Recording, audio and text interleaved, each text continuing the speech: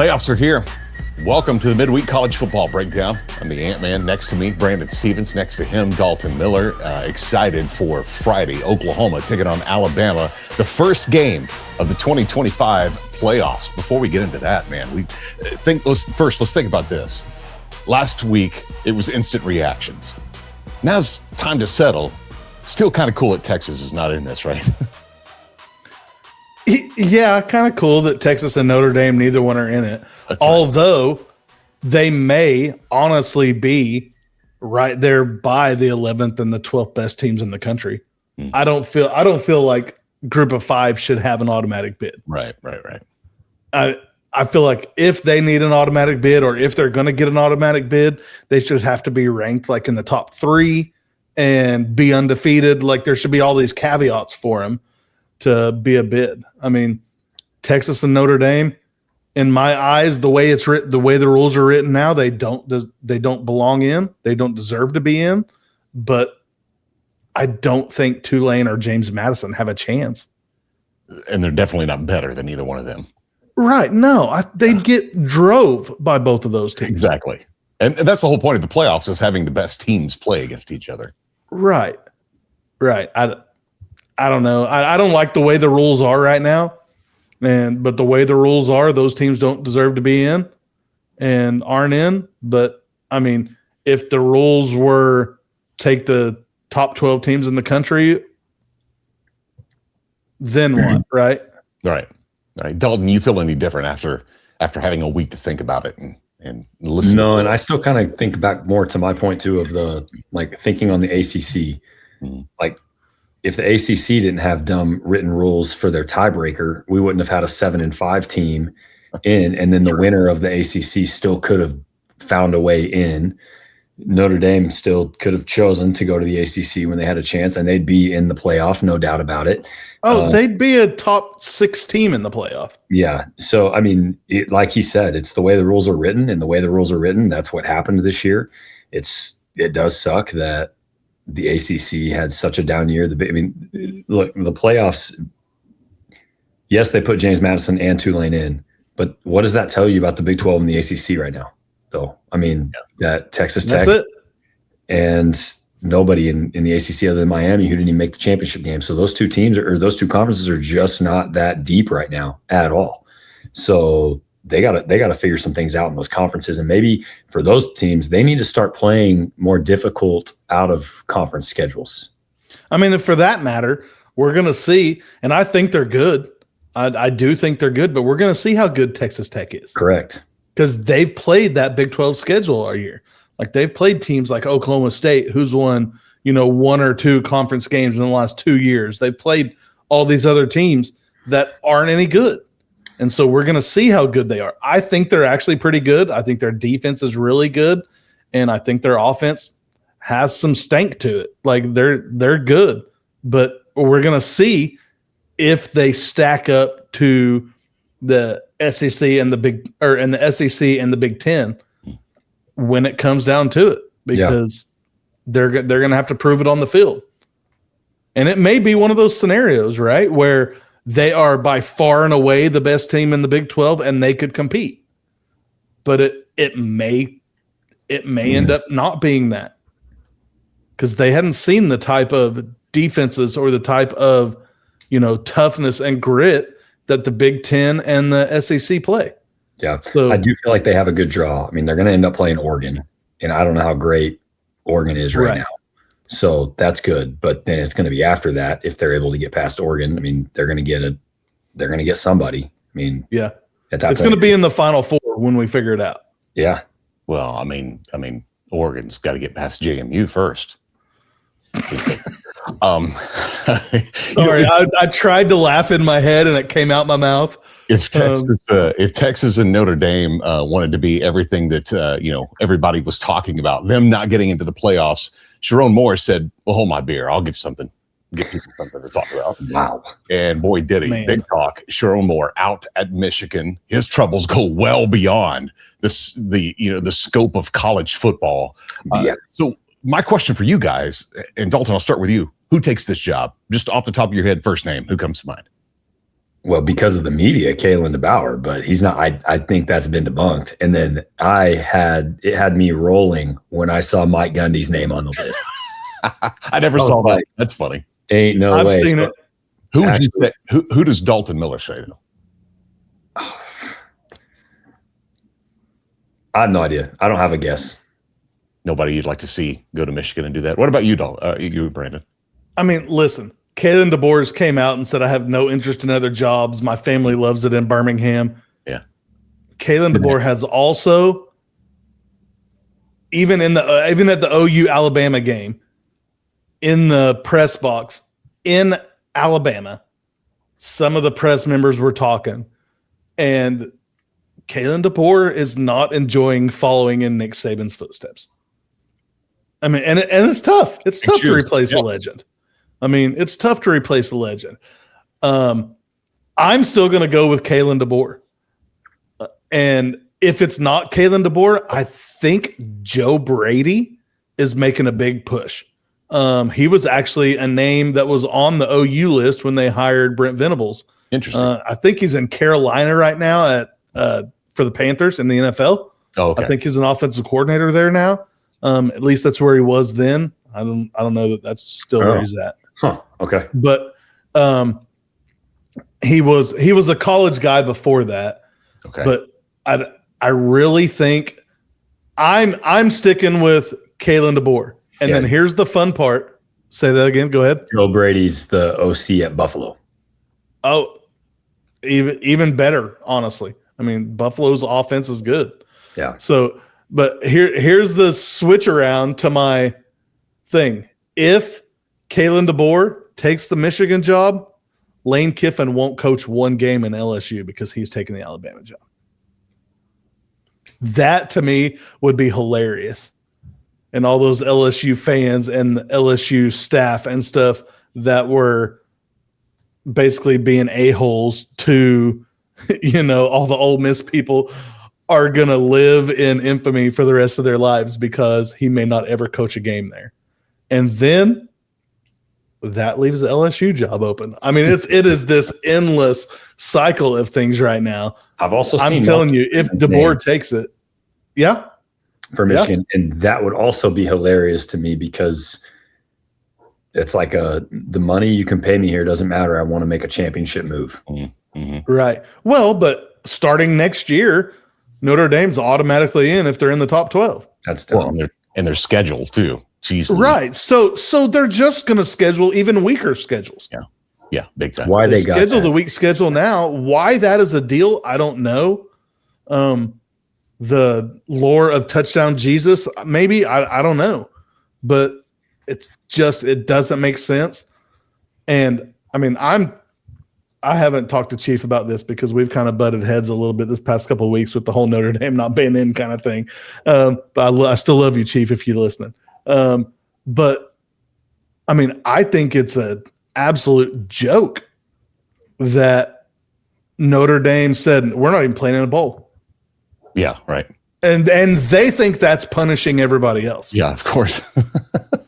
I guarantee that's what the thought process is. Yeah, of course. They think, oh, well, if we're not good enough to be in the playoffs, then nobody's good enough to have us play in their bowl game. We're not going to give you the privilege of watching us play. Okay, bye-bye. We didn't want to watch you anyways. Yeah, exactly. Yeah, I mean, it's a joke to me. I think it's a travesty for those kids that are on that team that played their butts off in the last 10 games of the season to go 10-2 and then not even be able to play in a bowl game. Mm-hmm. Those bowl games are like great vacations for those kids because they get all the swag. Right. They get to go wherever that bowl game is too. And the higher ups at Notre Dame are like, nope, we're not even doing it. We're not even playing in a bowl game. And they're trying to say that the players came out and said that, but give me a break. Yeah. Some might have, but I saw some Manny Diaz rumors as well. Also Kenny Dillingham. Yeah, saw that. Kenny, I don't think it's Kenny Dillingham. I think Kenny Dillingham would do a really good job there, but I don't see that. I could see Manny Diaz leaving Duke. Yeah, I could see Manny Diaz, but you just went 7-5 at Duke with a really horrible ACC, are Michigan alum and fans and boosters going to be okay with that? True. Yeah. I mean, 7-6 really after the ACC championship game.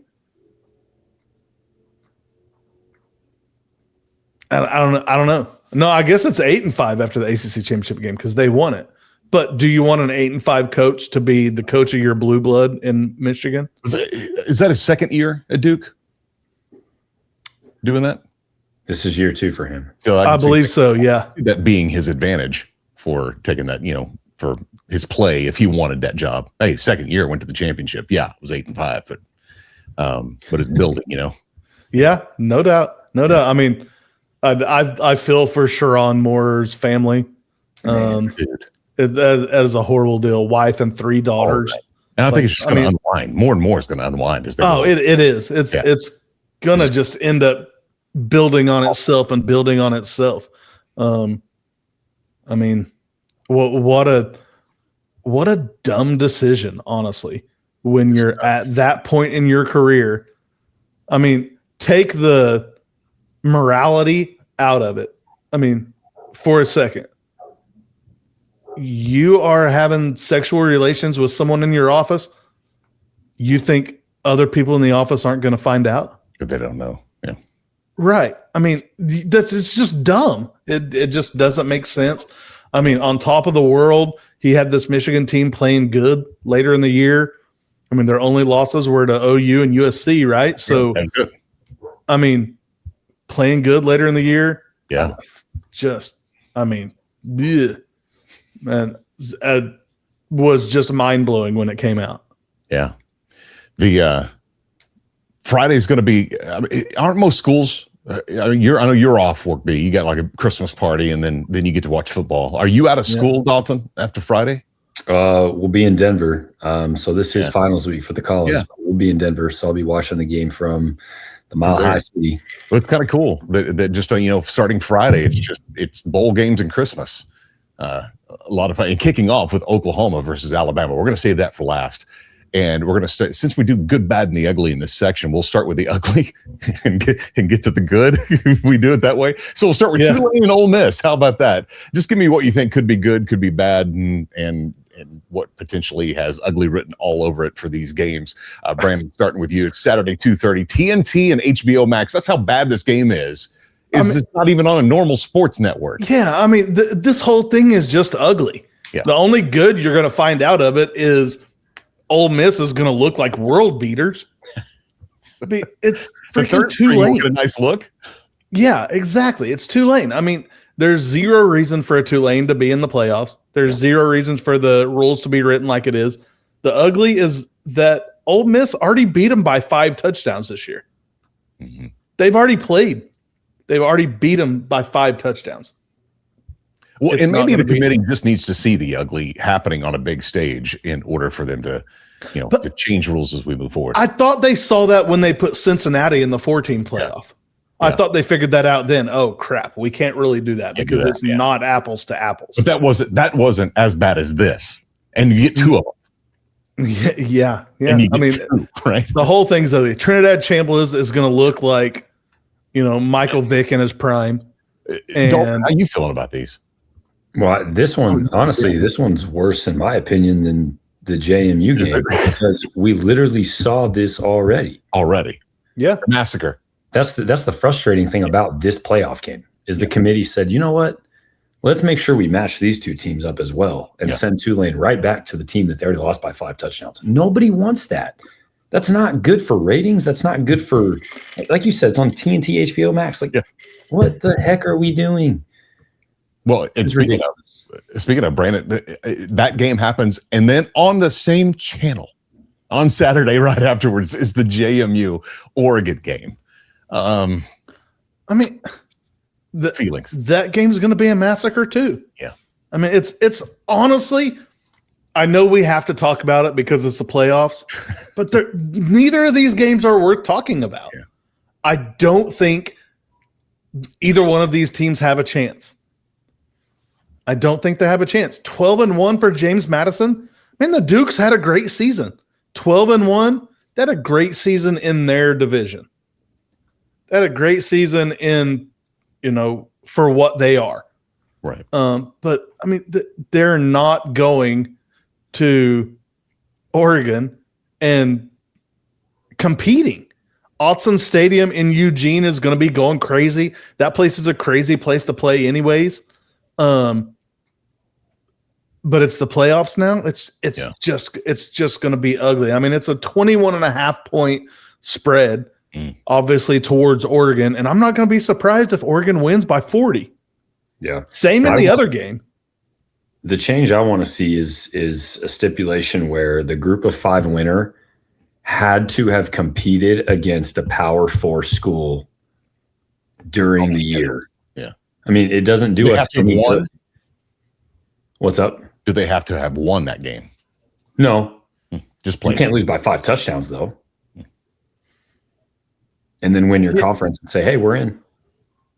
Yeah. I mean, well, if that's the case, then JMU's in because they played Louisville. Oh, did they? Yeah, they lost to Louisville 28-14 on the road.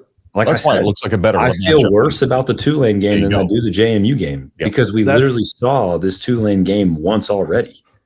Yeah, and listen, not that I would have wanted to play Tulane or JMU, but I also think it's weird just to have the 2 of the 4 games as the first games in the playoff be matchups you've already seen this year. Yeah. Hey, Tulane beat the ACC champion this year. Oh, did they? Yeah, they beat Duke 34-27. And they got stomped by Ole Miss. Those are the 2. So, Dalton, while I agree with your sentiment, I don't think that matters. Yeah, maybe because not. Both of these teams obviously did that. Here's what I think. If for some reason more than one group of 5 gets in to the 12-team playoff, there should be a play-in game. With those 2 teams. With those 2 teams. Make them the number 12 seed, put them against the number 5 seed in the first round and see what happens. But there's no reason for 2 of them to be in.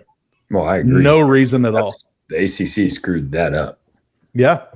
Yeah. Well, which I told you last week, I was hoping for chaos. I was hoping for something like that to happen. Yeah. And it happened.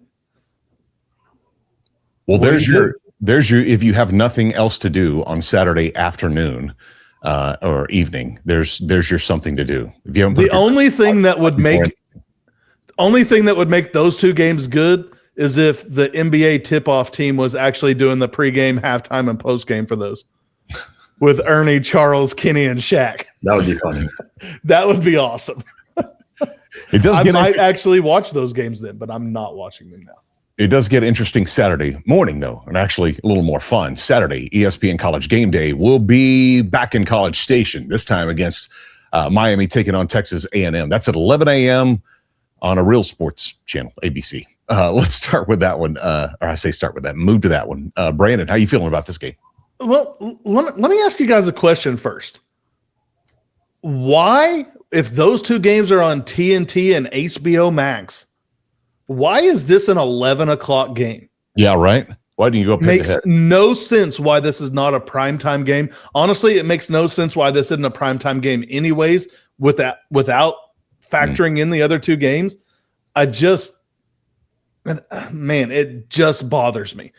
Here's my thoughts on this game. Miami has played better as of late in the season. Their last 4 weeks, they had 4 wins. Their last loss was against SMU at SMU, and they didn't even lose by a touchdown. I mean, they've lost by a total of 9 points this year to Louisville and to SMU. The deal is, if you look at Texas A&M, and I think I said this last week, if you look at Texas A&M and their schedule, like, take Texas out of it and then cut the SEC in half with the top teams and the bottom teams, and their schedule was everybody on the bottom half. I mean, I don't know. I thought, and I told you guys this, I thought the South Carolina game was that game that Texas A&M has every year where they just crap the bed and somebody beats them and they won it. So I was like, okay, they're probably going undefeated. And then they looked completely inept against Texas. Marcel Reed throwing his interceptions, not making the right reads, not throwing the ball into places where his two stud receivers, Carver and Concepcion, could go up and get it. I mean, this is really – I feel like this game really comes down to turnovers. I think if A&M can win the turnover battle, then they probably come out on top in this one.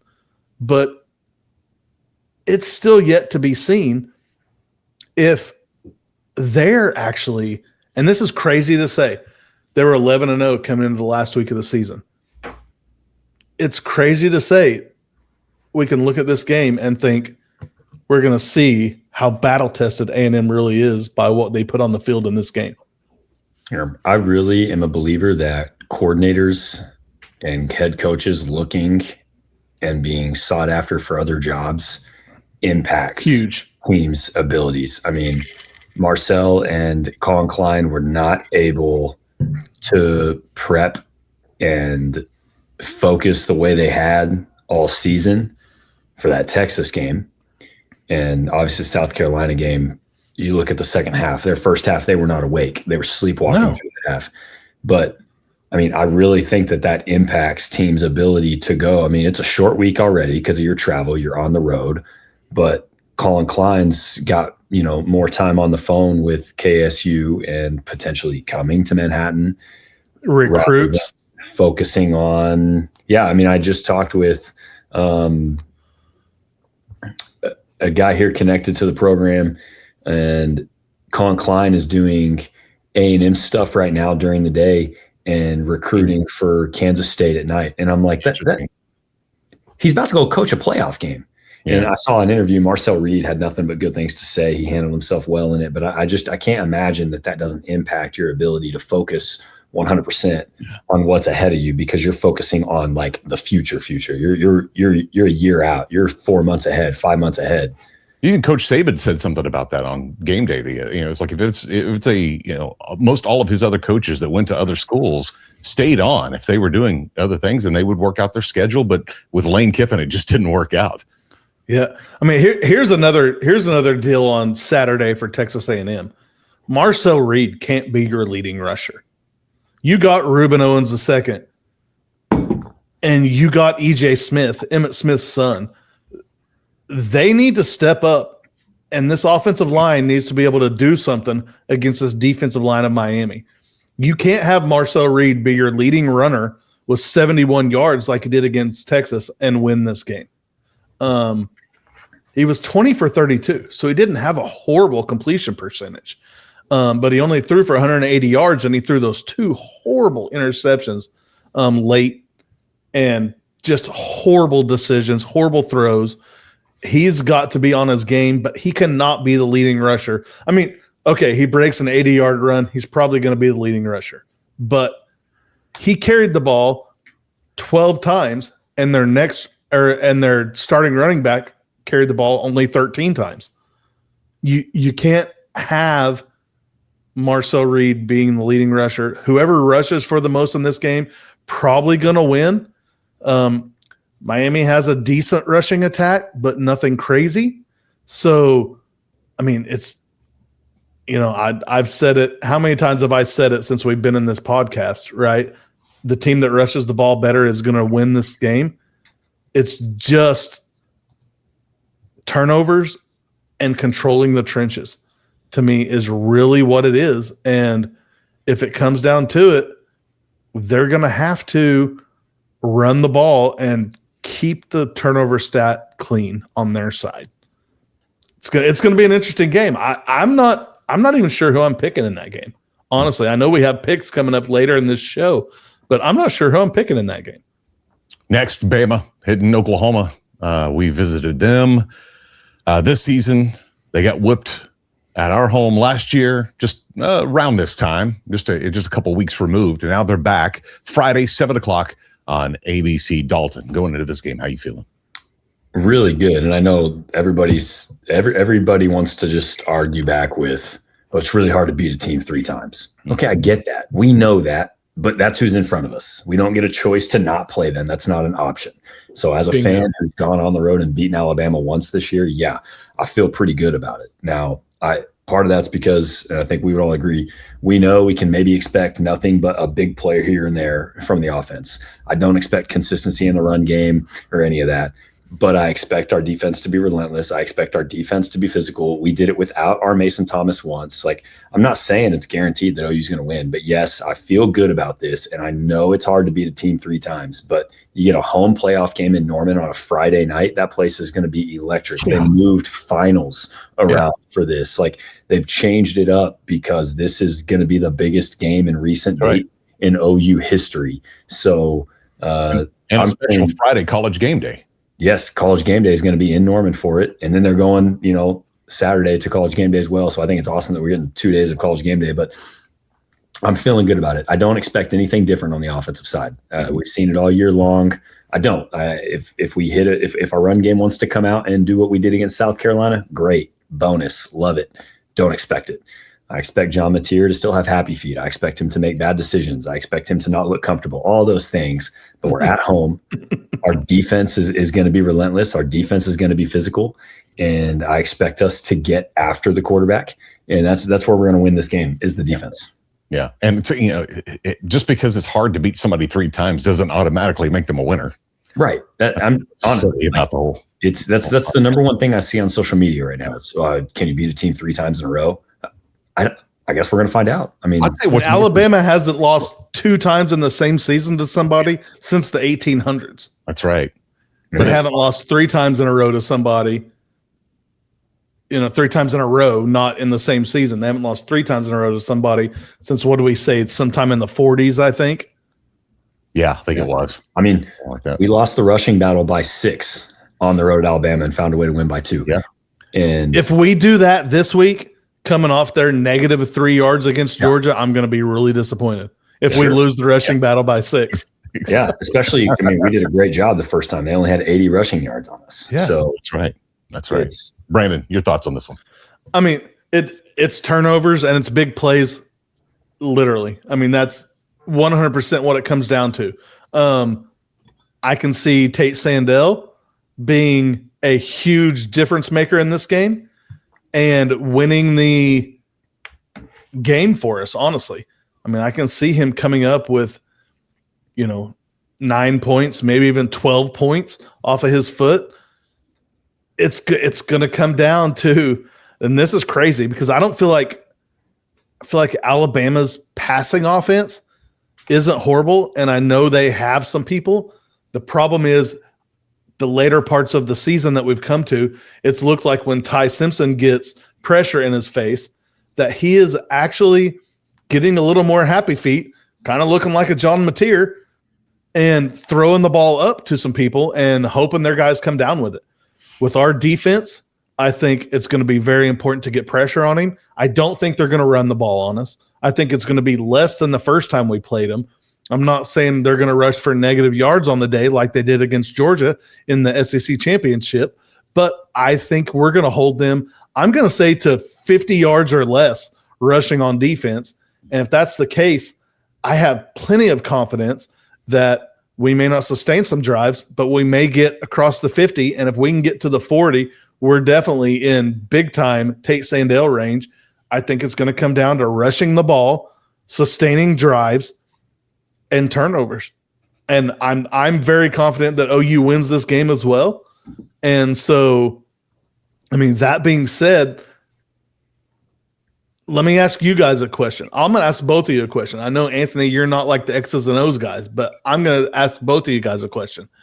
What's the number one thing for each one of you that if you saw happen in this game, you're confident that OU wins? It can be a Tate Sandell kick. It can be turnovers on either side. It can be sustained drives.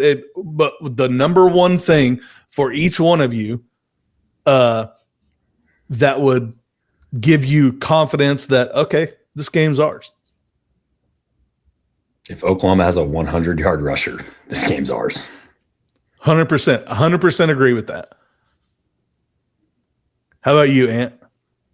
You're normally the one asking the questions. I like this. I kind of took control out of the normal. So if I knew one thing, if one thing would happen, they would guarantee them winning. Yeah. That would guarantee them winning, but that one thing happens and you're like, okay, we're winning this game. And it can be at the end of the game, looking back at a stat, it can be something particular that happens in the game. Yeah, I would think that, for me, I think just because we've had chances at turnovers all season. We've had some of those and they've come at opportune times, but there's some that we should have won games by 2 or 3 touchdowns because of turnovers. If we get 2 touchdowns off of turnovers, we win the game. Yeah. And I mean, I'll tell you what mine is. I'm not going to leave myself out on this and only make y'all do it. Mine is similar to yours, Ant. I do agree with Dalton's, but win the turnover battle. You have to. If you can win the turnover battle and you can make, Ty Simpson throw us the ball a couple of times, or you can cause a fumble in the backfield off a sack, or you can cause a fumble from a running back or a wide receiver. I think if we win the turnover battle, we win this game.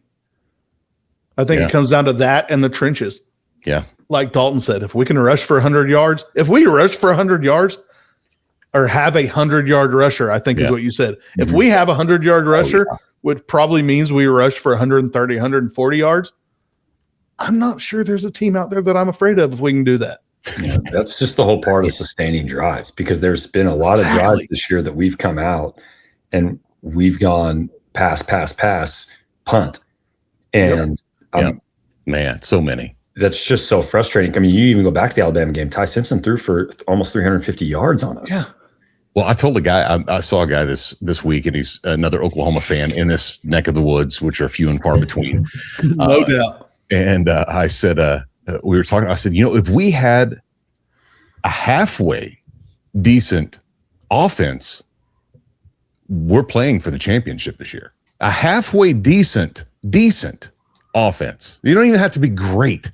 You don't even have to be mostly good. Just, they're decent. You're going, okay, cool. They're going to play in the last game of the season. Yeah, it's interesting because Mateer is playing in a lot of ways like a freshman, even though he's not. But I think that's just that pressure, the added pressure, and then what the SEC can do to you. You're not playing an old Pac-12 schedule anymore. You're not playing a Mountain West schedule. So which is where he was at Washington State. Right. So he's got a lot of growing up to do and a lot of maturing to do. I agree with that. Did either one of you guys listen to the Brent Venables press conference today? It was today and not tomorrow like it normally is, because we're playing on Friday. So they had it on Monday and not Tuesday. But he did say our Mason Thomas has been practicing. Oh, nice. I don't know if you guys heard that or not yet. He did say our Mason Thomas has been practicing. And honestly, I think if our Mason Thomas plays and we can keep our defensive line that much more fresh throughout the whole game, that could be my one thing that if happens. Well, I find it just so encouraging that we've done so well without him, because when we do get him back, I'm like, okay, cool. Right. Exactly. Yeah. Exactly. My brother texts me, love you, Dave. I know you listen. My brother texts me and is like, every week, is our Mason Thomas playing? Is RMT playing? Is RMT playing? Is RMT? So I texted him today as soon as I heard it in the press conference. And I was like, hey, Brent Venables said RMT's practicing this week. And he said, thank you, Jesus. I've been waiting on this. 2 weeks ago, the last time you did picks, and it left Brandon, I mean, you've been in the lead pretty much the entire season, but left you at 95, Dalton at 86. I made your first 2 picks for you. Yeah, you didn't need to do those. Both picking Oregon, both picking Ole Miss. I thought I'd just take it upon myself. I hope that's okay. The next 2, Miami and versus A&M. Brandon, I'll start with you on this one. Man, I'm going to go A&M. I'm not sold on my own pick. I'll tell you that. I'm going to go A&M. I think they got to prove it. Yeah, exactly. They got to prove it. After their showing in Austin, I don't have a whole lot of confidence in that. But either way, I know that Miami played the ACC schedule. And even the bottom half of the SEC schedule, like I've talked about Texas A&M playing, I think Texas A&M still played a tougher schedule. And so I'm going to go A&M on this one. All right. What about you, Dalton? I'm not confident in this because I wanted to pick what he picked, but I got to go Miami +3 here. I don't have a choice down 9. Okay. All right. Well, I'll stay with you then. Oklahoma and Bama. Well, I'm taking Oklahoma +1.5. Okay. All right, UB. Obviously. Same. I could have picked 3 for you then. We could have just done one. You could have picked all 3 of those and just left us the A&M Miami game. Well, you can do your locks too if you want to do a lock on these. Yeah. I mean, my lock's Oklahoma. Okay. I'm locking Oklahoma. They're the underdog in this game. Are they? Yeah. Oklahoma's underdog by 1.5 points. right now. Didn't it switch Which is crazy Oklahoma on top 2 +2 or -2? Say what? Didn't it start off with Oklahoma -2? I don't know what it started at, honestly. I don't know that I even looked When at it it. came out, I thought that's where it was. That might be wrong. I'm taking Oklahoma to actually cover and win. Yeah, I'm Give me doing double points. I'm doing the same. Oklahoma +1.5 is my lock. Okay. Yeah. We got same locks except for you had to pick Miami because I'm in the lead and you're trying to make up points. Yeah. Yep. But I don't think you wanted to pick Miami. I didn't. Honestly, I would have been more confident in it if it wasn't at Kyle Field. That's a big deal. Yeah. It's a crazy place to play. It's a crazy place to go to a game. You two guys should go to a game there at some point. Hey, at some point, we should all meet for a game there. Yeah, when OU's playing down there. That would be awesome. Should be the following season, right? Yeah, Or not 2 years. not next year, I think, Yeah, but after. year after next it should be. Yeah. So should be the 27 season. We should be playing at A&M. That would be fun. We got to figure out how to all get there. That'd be a blast. That'd be cool. I mean, shorter podcast than normal, but a lot less games than normal. Really a lot less to talk about, even though they all mean more. I mean, I'm looking forward to this weekend, but you know what they say, right? The weekend is good. But the midweek is always better. And boom goes the dynamite.